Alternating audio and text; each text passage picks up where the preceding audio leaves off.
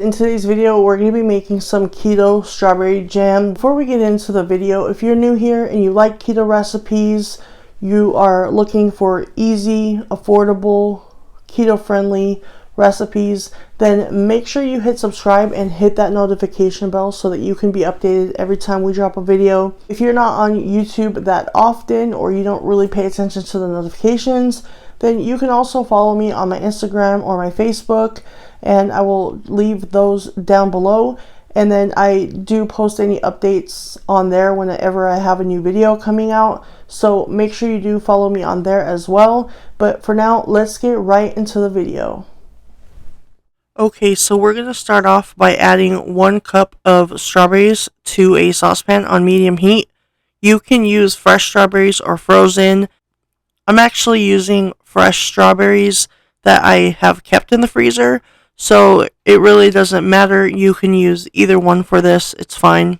So once you've added them to the saucepan, all you're going to do is you're going to kind of cook them down until you get juice starting to form. So here I went ahead and added 1 teaspoon of lemon juice, and here I'm also adding in 3 tablespoons of sweetener.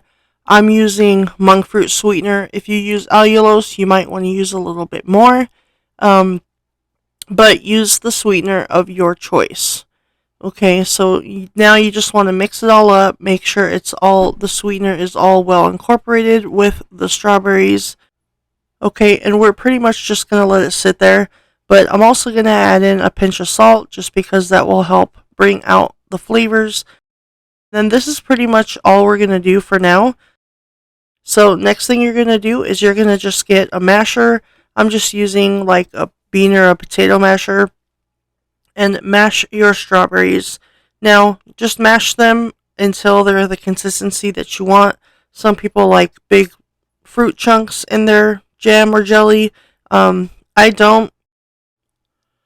Okay, and so it's pretty much mashed up exactly how I want it. So the only thing we're going to do now, we're pretty much done. Now we just want it to kind of get thick.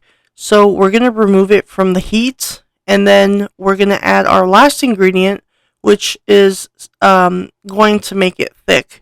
Now for this part, you can use 2 different things. In today's recipe, we're adding 1 tablespoon of chia seeds. You do want to make sure that if you're using chia seeds, you don't add them until after you remove it from the heat. And chia seeds actually turn into like a gelatin-like consistency. So it's actually going to turn your mashed strawberries into a jelly-like consistency, making strawberry jelly.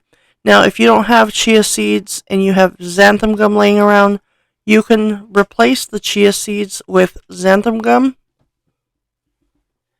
Just only do about 1 teaspoon of xanthan gum. I've done this with both. I prefer the chia seeds because, you know, they do provide some health benefits, so I figured why not just go with the chia seeds.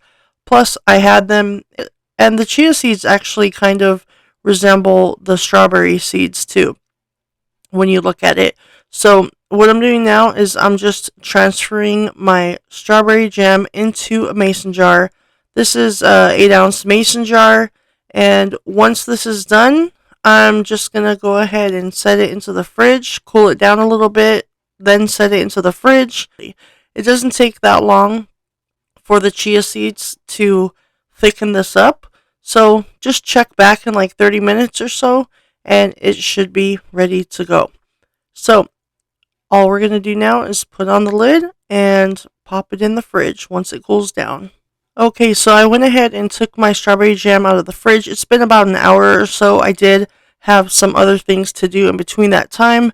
So as you can see, it has turned into jelly. It has thickened up. And just to kind of show you, I'm going to kind of hold it down and you'll see that it is definitely a jelly consistency now. It's not runny anymore. It's not going anywhere. So now what we're going to do is we're going to give this strawberry jam a taste test.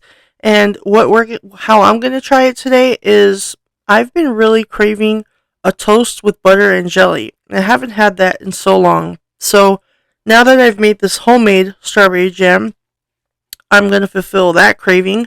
So I have this 1 carb bread that I found at Costco. So I just went ahead and popped that in the toaster, and I'm going to put on some butter and then put on some of this jelly. Okay, and here we go. Let me get some of this jelly and put it on the toast.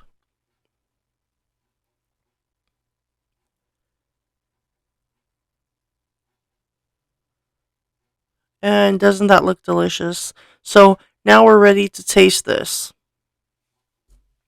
There you go. Okay, so the strawberry jam is done. So I went ahead and put some butter and some jelly on here. So let's go ahead. I probably could have toasted it a little bit longer, but I guess I couldn't wait. Let's see what it tastes like.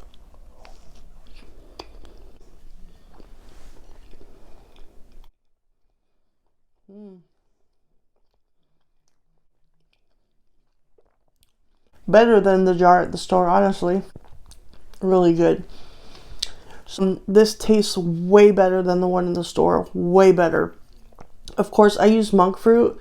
So monk fruit, to me, doesn't really have an aftertaste or anything. So if you can get your hands on some monk fruit, then I would definitely highly recommend monk fruit. But this has no aftertaste at all, and it tastes like fresh strawberries. Tastes like real strawberries. So, have you guys ever found a jar of some good keto jelly at the store? If you have, let me know down below. I'm curious. I've only ever tried, I believe, I've seen the Smucker's one at the store, and I tried it, and I am not a fan of it. So I would definitely be making my own from now on. But if you do have one, let me know down below, and I'll give it a try. But other than that, I will see you on the next video.